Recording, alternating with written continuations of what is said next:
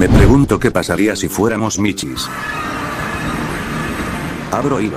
Niño con derecho nos amenaza por Chemrobux. Estaba con mi papá en el banco, cuando salimos, pasamos por una calle muy solitaria, entonces oímos ruidos cuando nos volteamos.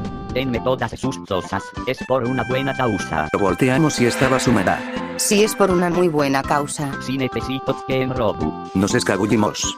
Vimos que fueron al banco, denme todo o será su último día. Oímos de lejos sirenas y se echaron a correr, pero avisamos a los policías y se fueron pa'l bote.